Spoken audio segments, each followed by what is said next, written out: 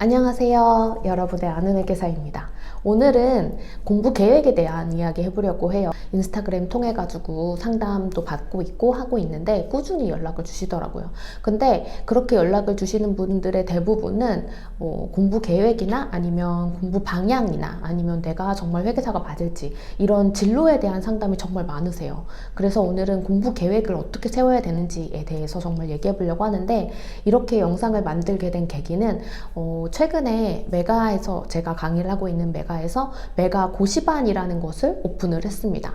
이 고시반이 대부분은 이제 학교에서 고시반을 운영하고 있는데, 여기 메가에서는 기숙형 고시반을 오픈을 했어요. 지금은 초기여서 소수의 1차 시험을 앞두신 분들만 지금 입소를 했는데, 보니까 핸드폰을 일단 압수당하고요. 핸드폰을 제출을 먼저 하고, 그리고 뭐 숙식, 의식주가 다 제공이 됩니다. 심지어 입는 옷까지 제공이 되고, 그리고 시간이 다 짜여져 있기 때문에 외부로부터 단절돼서 약간 자기가 혼자 컨트롤 하기에는 의지가 부족하다거나 아니면 좀 환경을 바꾸고 싶으신 분들은 괜찮을 것 같았어요. 그리고 이제 저랑 저희 메가 회계사에서 강의하시는 회계사님들이 종종 멘토링을 할 기회도 있을 것 같아서 저는 이제 회사 측에 얘기해 놨거든요. 좀 자주 불러달라. 그래서 이제 자주 접촉하는 시간 갖고 저희가 해줄 수 있는 얘기, 그리고 진도 체크도 해줄 수 있었으면 좋겠다라고 하면서 그때 이제 멘토링을 진행을 했습니다.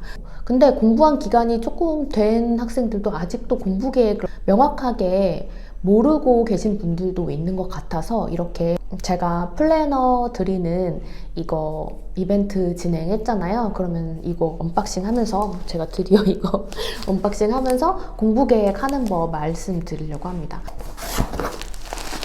이거를 잠깐만 뜯어서 볼까요? 조심조심. 이거는 구성이 어떻게 되어 있냐면, 목표를 쓰는 건가 봐요. 그리고 이렇게 연간 계획할 수 있게 돼 있어요. 연간 계획 짜는 거 굉장히 중요한데 그거에 되게 좋을 것 같고, 그 다음에 월별로 되어 있고, 월별이 다 끝나고 나면 이렇게 하루별로, 이렇게 시간별로 타임테이블이 있고, 그 다음에 할 일 체크리스트가 있습니다. 그 다음에 디데이가 얼마나 남았는지를 쓸 수도 있고, 이거 이번 영상에다가 이거 당첨된 세 분 제가 이렇게 태그해서 놓을 테니까 한번 보시면 좋을 것 같고, 그리고 제가 이제 공부 계획을 짜는 데 있어서 3가지 대원칙을 설명드리려고 하는데, 제가 지금 설명드릴 때에 사람마다 진도는 다 달라요. 왜냐면 내가 뭐 초시생이냐 재시생이냐에 따라서, 지금 1차생이냐 2차생이냐에 따라서 진도는 다를 수 있지만 명확한 사실이 한 가지 있습니다.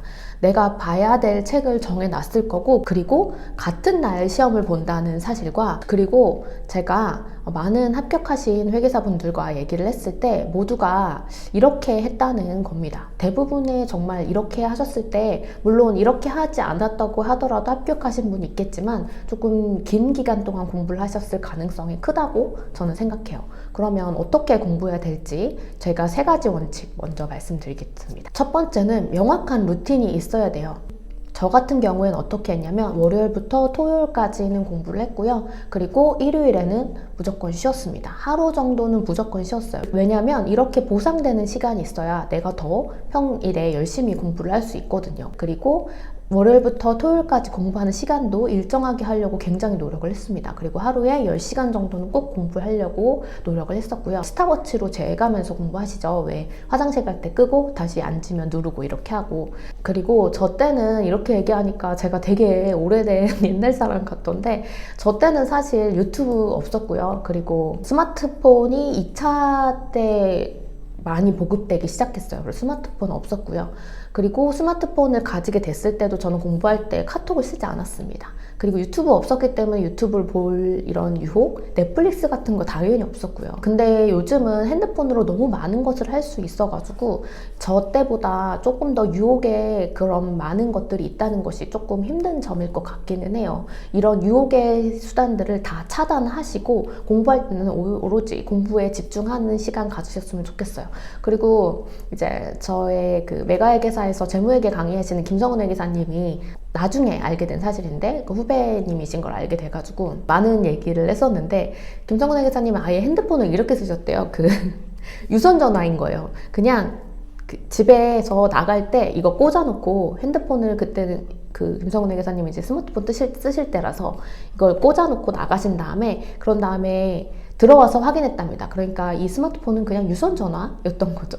그렇게 핸드폰을 좀 멀리 하시는 것도 괜찮으실 것 같아요. 그리고 영상은 제 영상만 보시고요. 유튜브는. 그리고 이렇게 좀 유튜브와 핸드폰을 멀리하고 넷플릭스도 좀 멀리 하셨으면 좋겠습니다. 중요한 것은 월요일부터 토요일까지 이렇게 자기만의 루틴을 꼭 정하고 하루는 꼭 쉬셨으면 좋겠습니다. 그래야지 내가 보상되는 날이 있어야 이 월요일부터 토요일까지 더 열심히 공부를 할 수 있고요. 그리고 시작하는 시간과 끝나는 시간은 매일 명확히 하셨으면 좋겠어요. 잠도 충분히 잤으면 좋겠고 그렇게 해야 내가 조금 뭔가 루틴이 생기고 내가 체계화된 안에 들어가 있을 때 조금 더 내가 안정감을 가지게 됩니다. 불안하지 않고요. 아, 내가 이렇게 잘 해내가고 있구나. 이렇게 계획한 대로 해내가고 있구나 하면 그러면 안정감이 굉장히 있게 돼요. 그래서 내 마음을 좀 평정심을 유지하는 데도 굉장히 도움이 됩니다.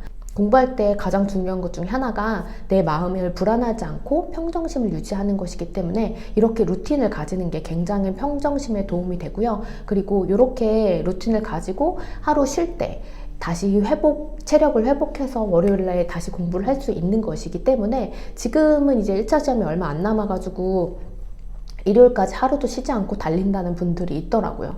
뭐 지금은 한 40 며칠 남았으니까 그렇게 하실 수도 있다고 생각은 하지만 웬만하면 저는 진짜 몇 주 남기 전까지는 그렇게 똑같은 루틴을 가지고 공부를 했습니다. 쉬는 시간을 조금 줄일지언정. 그래서 꼭 쉬는 시간을 가지시고 꼭 루틴을 만드셔서 몇 시부터 몇 시까지, 그 다음에 내가 운동을 한다 그렇다고 한다면 언제 시간에 운동을 하고 남은 시간에 공부를 해서 이 시간에는 꼭 마친다 이렇게 했으면 좋겠어요. 절대 밤새면 안 되고요. 왜냐면 우리가 이거 원데이 투데이 공부하는 거 아니죠. 굉장히 긴 기간에 걸쳐서 공부를 하는 거기 때문에 절대 밤을 새면 안 되고, 그리고 웬만하면 뭐 친구가 불렀다 라고 해가지고 월요일 오늘 그냥 조금 제끼고 내일 하면 되지 이렇게 하면 다 무너져서 멘탈이 다 무너지게 됩니다. 그럼 불안해지죠? 그러면 공부하는데 굉장히 영향을 미칠 수 있어요. 그러니까 절대로 내가 계획한 거에서 아주 특별한 이벤트가 있지 않는 한 루틴을 꼭 지키는 그런 삶을 가지셨으면 좋겠습니다. 그리고 이제 두 번째로 계획 세우는 이야기 할 건데, 계획 세우는 거는 아예 이렇게 아이패드로 보여드리면서 할게요. 1월부터 뭐 2, 3 쭉 와서 건너뛰고 여기가 이제 2월 말 우리가 시험 보는 기점이라고 생각을 하고, 그러면 2월, 1월, 그리고 12월 있겠죠. 지금 1월은 두 개로 나눴고요. 그러니까 2주씩 나눈 거고, 그 다음에 2월은 4개의 주로 나눴어요. 이렇게 한 이유가 있어요. 전공자이셔가지고 1월부터 중급 회계를 듣는다. 그 다음에 중급 회계를 뭐 2달간 듣고, 그런 다음에 세법을 보통 우리가 1, 2월에 듣고 3월에 시작하죠. 3월에 세법 개강합니다. 그래서 3월에 이제 세법을 시작한다. 이렇게 한 다음에 뭐 2달 듣는다 치고, 이렇게만 간단히 지금은 얘기해 보려고 해요. 다들 진도가 다르잖아요. 그래서 더 이상 이제 과목별로 진도를 얘기하는 건 의미가 없을 것 같아서 이걸 얘기하기 위해서요. 우리가 보통 계획을 세운다 그러면 한 2달 동안 한 2회독 할까? 이렇게 한 다음에 계획을 뭐 2회독 이렇게 쓰고 끝내요. 그게 아니에요. 그러면 2회독을 어떻게 할 건지에 대한 그런 구체적인 계획이 없기 때문에 하다가 하는 대로 그냥 2회독 하지가 안 됩니다. 그러면 뭐 그 계획이 다 무너져 내릴 수 있기 때문에 이거 되게 기본적인 건데 잘 알지 못하시는 분들이 있는 것 같아서 지금 이렇게 해보려고 하는 건데요. 우리가 1월부터 2월까지 해가지고 중급 회계를 그래도 기본 강의 듣고 2회독은 한다 라고 생각을 한다면, 그럼 일단 강의 수가 있겠죠. 예를 들어서 100개다. 그럼 2회독을 해. 2회독을 하려면 어떻게 해야겠어요? 일단 강의를 듣고 복습을 하고, 그 다음에 복습한 거를 토대로 해가지고 우리가 다시 문제 풀어보고 이론 외우고 이렇게 하겠죠. 그러면 우리가 강의 수 100개인 거를 일단 한 달 동안 강의를 다 듣는 거예요. 그렇게 한 다음에 그 나머지 한 달 동안은 이제 한 번 더 봐가지고 2회독을 하겠다라고 생각을 했다 라고 한다면, 강좌 수 100개죠. 이거 되게 단순한 거예요. 100개인데 20일, 영업일 기준으로. 그러면 강의 수 100개를 20일로 나누면 명확하죠. 하루에 몇 개 들어야 돼요? 5개 들으면 됩니다. 5개 듣고 복습을 한다라고 한다면 이제 그날 들은 강의의 수와 이 페이지가 그 강의에 따라서 달라지겠죠? 5개 듣고 복습을 한다 이렇게 세워서 한 달은 그렇게 가는 거고, 나머지 이제 2월달 5개 하루에 듣는 건 좀 많은 것 같기도 한데, 그러면 이제 계획을 수정해야겠죠. 내가 이걸 할 수 있는지 안 할 수 있는지에 따라서.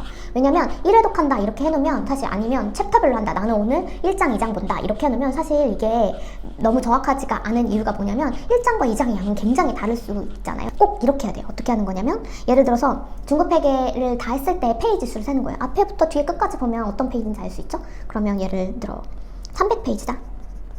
그리고 이제 남은 2월달 동안은 내가 1회독을 할 거니까, 그러면 20일하고 똑같이 생각을 한다면 나누기 20일 하면 하루에 몇 페이지를 봐야 되는지 나오죠. 15페이지씩 보면 됩니다. 너무 쉽죠? 그러면 15페이지씩 나눠가지고 하루에 15페이지 보면 이 하루 한량은 끝나는 거예요. 이렇게 생각을 한다면 굉장히 체계적이고 명확하게 계획을 세울 수 있어요. 너무 기본적인 거, 당연한 거지만, 그 다음에 제가 여기에 이렇게 좀 특이하게 남겨둔 기간이 있죠. 보시면 지금 1차 시험이라고 했을 때 12월, 1월, 2월이 있어요. 세 번째로 제가 말하는, 우리가 이렇게 긴 기간을 공부를 하는 이유에 대해서 말씀드리겠습니다. 제가 뭐 OT 강의에서도 얘기를 하고 많은 수험 생활 관련해서도 얘기를 할 때 항상 강조드리는 건데, 우리가 이 긴 기간을 공부하는 이유는 막판에 한 달과 2주 그리고 1주 동안 할 양을 추리기 위해서 공부를 하는 거예요. 이거를 명심하셨으면 좋겠어요. 12월은 지나갔으니까 1월로 할까요? 1월이 왔다 라고 한다. 이렇게 시험 직전 한 주까지 더 해가지고 이렇게 한 달 정도, 한 달에서 한 5주 정도? 그 다음에 여기가 2주, 그리고 여기가 1주죠? 이렇게 기간으로 나눠서 12월까지 우리가 공부를 해오면서 어느 정도 내가 정리한 것들이 있을 거예요. 뭐 다 다르지만 제 세법책으로 따지면 요점북 같은 게 있을 건데, 그런 거에다가 다 정리한 단권화된 것들이 있으면 거기서 제가 이제 문제를 풀거나 하면서 좀 다시 봐야 될 거, 몇 회독 했는데 계속 틀렸던 것들, 이런 거를 체크한 것들이 있을 거라고 생각을 합니다. 그래서 그렇게 해서 딱 이 1월 달에 5주간에 왔을 때 5주간에 할 일은 바로 이때부터가 정말 중요한 기간이 되겠죠. 1월부터가. 그래서 1월에 5주 동안 공부를 하면서 남은 3주 동안 볼 거를 추리는 겁니다. 남은 3주 동안에 2주간, 1주간 볼 거를 추리는 건데, 이제부터는 1월부터는 모든 과목을 공부해야 될 거예요. 하루에 웬만하면 모든 과목을 훑어가면서 공부를 하겠죠? 그러면서 생각하는 거예요.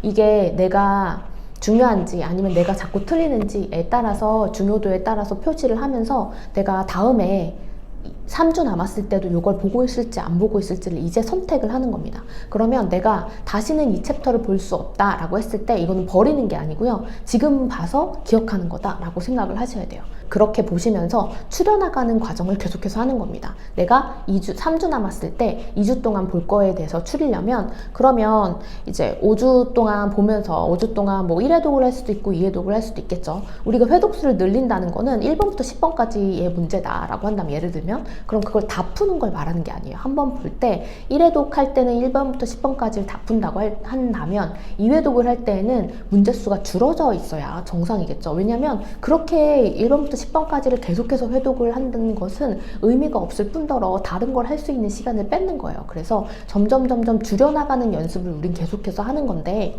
어떤 게 중요한지는 보편적으로 있는 것도 있고, 또 개인마다 잘 외워지지 않는다거나 그런 게 다를 수도 있어요. 그렇기 때문에 뭐 정해져 있으면 좋겠죠. 5주분 분량, 2주분 분량, 1주분 분량을 누가 이렇게 요약노트처럼 판다면 좋을 텐데, 이거는 모두가, 시험을 치는 모두가 다를 겁니다. 그래서 이건 개인이 만들어 나가야 돼요. 근데 꼭 할 것은 이렇게 시험 직전에 볼 분량을 만들어 나가는 것이 굉장히 중요해요. 이렇게 하면 전에는 5주 동안 했던 게 다음 2주 동안에는 2주 만에 1회독 할 수 있을 거고요. 그리고 남은 1주 동안은 모든 과목을 한 번씩 훑고 딱 시험장에 들어가실 수 있을 거예요. 그래서 우리가 이렇게 긴 기간 공부하는 이유 중에 하나는 이거를 다 추려나가는 과정이다. 그래서 꼭 5주 동안 볼 거, 사람마다 기간은 다를 수 있어요. 한 달과 그리고 막판 2주 이렇게 나뉠 수도 있고요. 그래서 사람마다 그 기간은 다를 수 있지만 이렇게 탄력적으로 딱 한 번 보고 들어갈 수 있는, 왜 우리가 가장 시험을 잘 보는 사람은 바로 전에 본 자라고 하잖아요. 우리가 일주일 동안 한 번을 다 보고 들어갈 수 있다면 바로 전에 본 자가 되는 거죠. 그래서 기간을 꼭 이렇게 좀 구체적으로 나누신 다음에 일단 연중에 공부를 하실 때에는 요 페이지 수 단위로 한다는 거 명확하게 하시고, 그리고 시험에 임박해 남았을 때는 이렇게 기간을 줄여나가면서 우리가 긴 기간 공부를 하면서 그거를 계속 줄여나가서 딱 1주 동안 만들 거를 만들어서 시험장에 화르륵 보고 들어가서 탁 털고 나오면 되는 겁니다.